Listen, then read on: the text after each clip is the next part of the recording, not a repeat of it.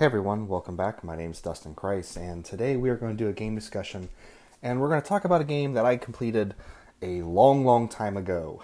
We're going to talk about Persona 5. I beat this game several months ago, but I recently had a baby girl, and I just haven't been able to record videos anymore, and you've probably noticed that you're not seeing my face on the screen anymore. And that's because I just do not have the time to sit down and record videos. It's much easier to just record audio and slap a picture up there than it is to sit down and set up my camera and sit there and talk and do take after take. This will be a lot easier. So I'm probably going to be moving more into this podcast-esque format. But I think it'll be fine, and this way I can still make videos, and if I ever do a pickup video again, because I haven't really been buying much stuff, then I'll sit in front of the camera and show you guys what I picked up. I'm getting a good little collection of things downstairs to show off, but yeah. Anyway, let's get back and talk about the game Persona 5, brought to us, of course, by Atlus. It's available on the PS4 and on the PlayStation 3. And, there was a lot of buzz going forward when this game came out. I mean, I remember seeing the trailer for it and just thinking, oh my god, that looks amazing. My history with the series is I've just played 3 and 4, and I've done those both recently. So, I'm not the biggest Shin Megami Tensei fan. I've played a lot of the games, but there's a lot of people out there that have been fans for the longest time, and I'm sort of just, coming around to it, and I have a ton of the games to play, but I just remember looking at Persona 5 and thinking, oh my god, this is going to be perfection. And at the end of the day, the game really was perfection. A lot of people are saying it's their favorite JRPG of all time now. I can easily see that. I thought it was a great game. There are a few things about maybe Persona 4 that I like more, but all in all, I was completely blown away by everything that Persona 5 did. And yeah, so let's go ahead and get down to it and break it down. The game kind of takes a different turn from the original or the other Persona games that I played, which is the main character is usually from a big city and is moving to a small town for some reason, and is a new kid in a small town. Now, me personally, I like the small town settings of Persona 3 and Persona 4. But in this one, it's a character from a kind of smaller town getting sent to Tokyo, which, there is a big sort of excitement about, being in the big city and seeing all the sights that you would normally see going to Tokyo. So that is kind of cool, but I don't know. For me, something is kind of lost in not having the sort of small town, I don't know. There's just something about small towns. I like stories about small towns. That's just me. But anyway, so your main character has a run-in with the law, and as part of his probation, which I don't know why Japan, it seems like Japan must do this all the time, because all these games have, a character getting in trouble and getting sent to another town to live in. He gets sent to Tokyo to sort of live on a probationary period with a person who's going to take care of him. And from there, crazy things start happening. I really like that Persona 5 makes... When I first saw the trailer for Persona 5, I thought to myself, it almost looks like you're playing a villain. Because it talks about, stealing hearts and, being criminals and things like that. And I thought, maybe it's going to take a little bit of a turn and you're not so much a goody two-shoes like it always feels like you are in these games. But sure enough, you end up being, the heroes that you always are in these Persona games. So But anyway, you know, as is all of the time with these Persona games, you meet Igor. You know, he tells you about personas and all that jazz, and then you're off to the races. And I was really surprised with, you know, I'm always surprised with Shin Megami Tensei and Persona games in general, just how dark they go. And there was just something about the first bit of storyline that I found really disturbing, and I was like, wow, they're really going to go there. Unfortunately, that first storyline is like the I would say maybe the most disturbing of the different stories, because there it kind of goes into your more, well, I guess the third one kind of is too, but it's kind of broke up into little chapters with, you know, each character's, you know, backstories and things like that, and getting new people and things. It kind of breaks it up into like 7 chapters or so. But that first bit of storyline, I was like, wow, they're really going to go there right off the bat, and it was really really interesting to play. All the characters, of course, have really great, amazing backstories that, as you move through your social links and you know, talk to and interact with more, they become even richer and more well defined. It's getting to the point, though, with Persona that I feel like some of the characters maybe are starting to not copy each other, but maybe there's like the whole time I was playing with Ryuji, I just kept thinking back to what was his name, Kanji in Persona 4, the guy with the guy that looks like a you know, a street tough, and then he ends up, you know, being a lot more interesting character than just, you know, the local bully who wears a leather jacket. But anyway, there's a lot of shading between those two characters that I found really similar, and even their character designs kind of reminded me of each other. So it might just be me, but you know, I don't know. It's starting to feel like some characters are just starting to not mirror each other, but sort of, you know, live in each other's shadows, I guess, a little bit, which is going to happen. I mean, it's going to happen in any RPG series that goes on for a long period of time, because, hey, there's only so many tropes you can do before you start, you know, digging the same old ground. But anyway, really impressed with the storyline and the characters. I mean, there's a reason why, you know, the series has been around for 20 years and only 5 games have come out. And that's because the quality of the storytelling is just so good. It takes them a while to, I imagine, write these scenarios and get everything pitch perfect, because it really does feel pitch perfect as far as the storyline goes. I was really happy with how everything went with the storyline. Gameplay wise, if you've ever played a JRPG, you kind of know what you're getting yourself into. However, Persona throws sort of a curveball at you with the social link aspect. So really, I always tell people that are new to the Persona series that it almost plays more like a visual novel with dungeon crawling than it does a JRPG. Because most of your time is spent going around town, talking to people, doing weird things to get like proficiency points and stuff like that. It's more of like a life simulator than a simple JRPG. And maybe some people aren't always keen on that. I know when I first started playing Persona, I was kind of thrown for a loop a little bit by how much non-RPG combat I was doing and dungeon crawling and things like that. I was really surprised with the sort of the ratio, because I mean, it really is almost more of a visual novel. But you know, each storyline, each chapter, I guess I should say, you get your mission, and you have a certain number of days to complete that mission.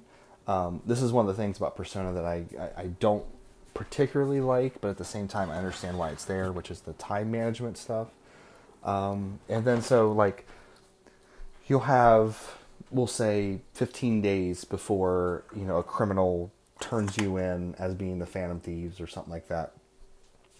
And you have to, in those 15 days, explore your dungeon, fight the boss, and also at the same time, strengthen your characters and strengthen your bonds. And it takes a lot of thinking, and there's a lot of sacrifice in the game.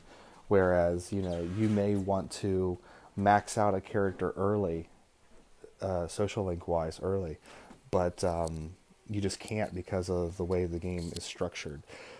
So in a lot of ways, it's kind of the antithesis of games like Skyrim and things like that, where, it is a big open game and you can explore whatever you want, but there is more structure to it than your more typical Western RPG, which, playing a Japanese RPG, you should always expect more structure than a Western RPG. But definitely the time management thing it's a big plus minus, I guess, for some people. Like, a lot of people really love that aspect of it. Me personally, I like it now that I'm used to it, but when I first started playing the game, I was like, oh my god, why can't I do what I want to do when I want to do it? This is really frustrating. But you get used to it, and you kind of get into a groove with it, actually. There's so much stuff in this game.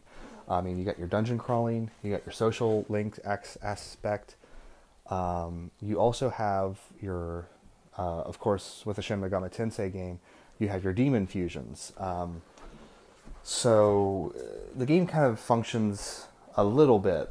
The other SMT games are more like I want to say like a dark Pokemon, but this one functions a little bit like a dark Pokemon game in that your main character can equip multiple personas.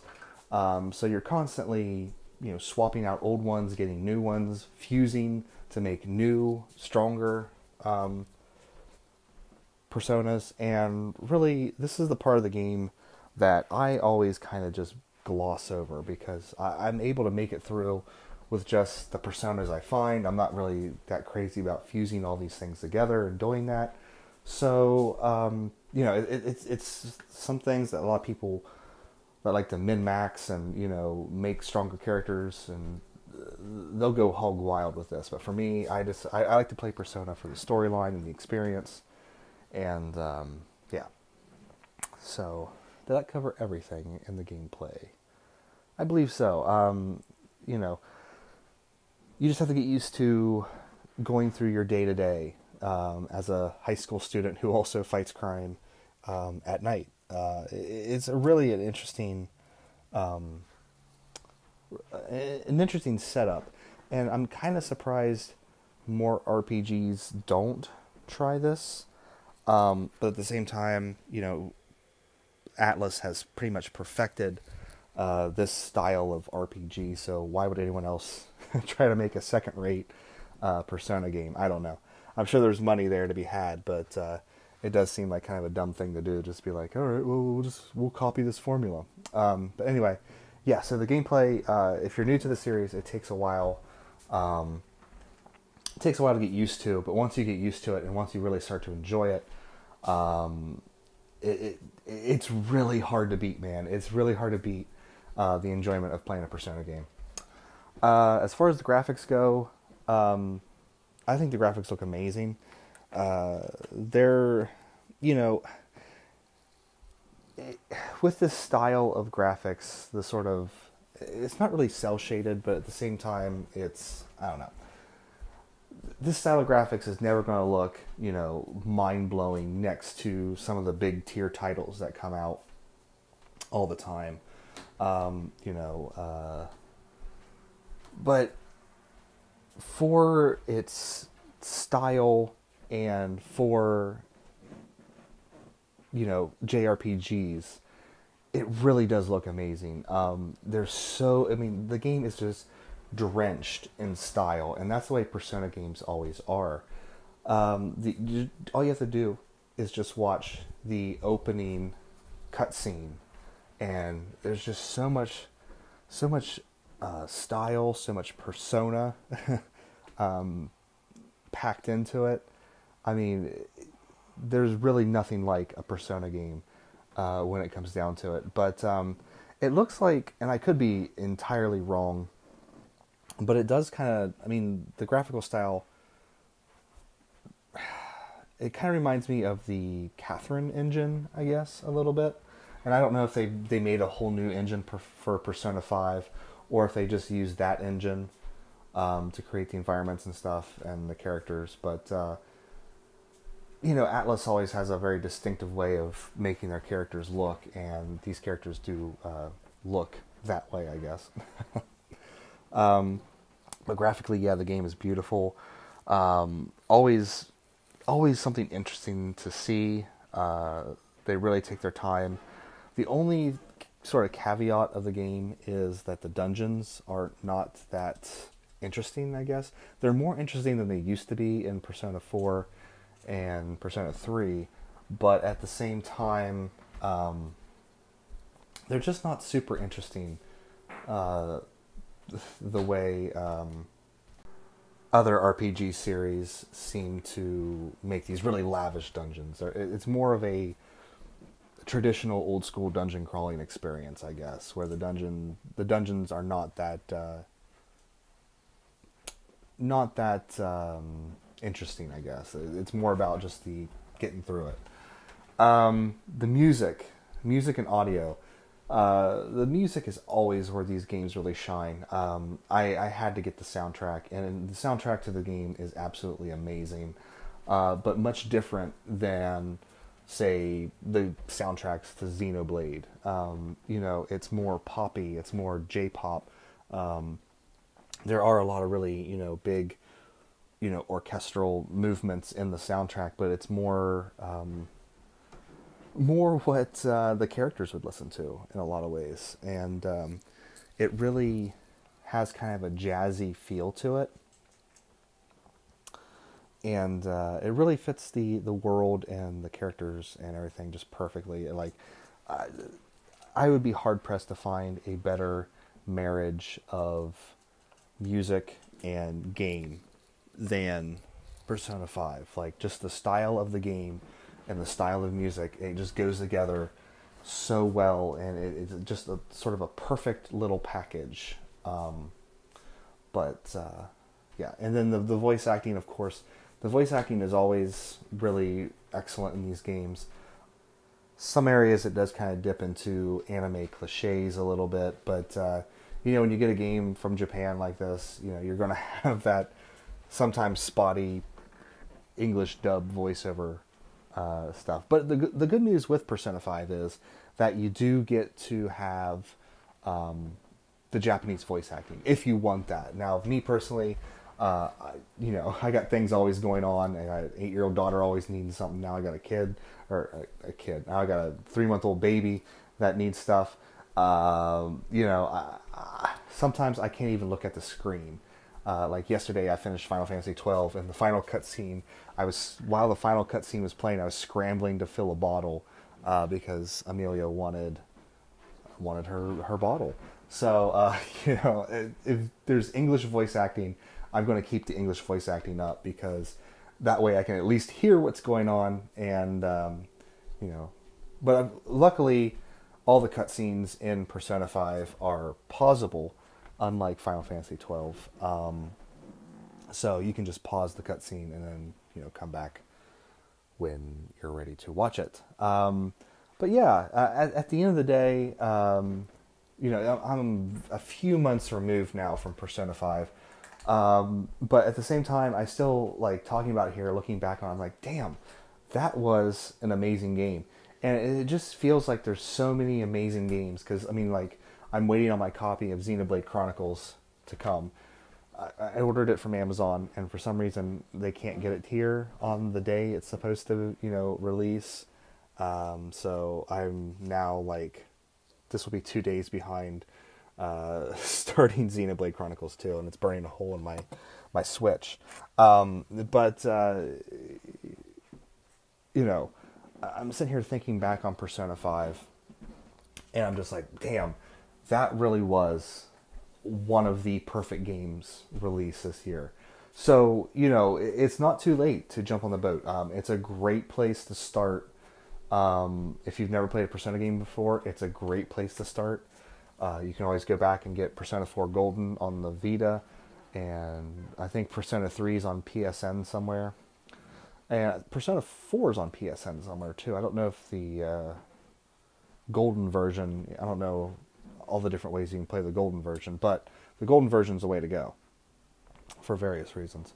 But yeah, you can start with Persona 5 and work your way back. It really is a great place to start off. It's really, I mean, in terms of JRPGs, there's a lot of people out there throwing down the greatest of all time. I don't know about that. I haven't sat down and done the real deep thinking on that, but I will say it is one of the greatest experiences I've had in recent years, just in gaming in general. So if you haven't given Persona 5 a chance, definitely go out and get it and give it a shot. Because, I mean, the price has to be dropping by now a little bit. So, yeah, but that's it for that. Hopefully this new format wasn't too boring for you guys. I still got a couple more videos to record. But now I hear a baby crying, so I need to get off here. So I want to thank you guys all for listening. Take care, and I'll see you next time.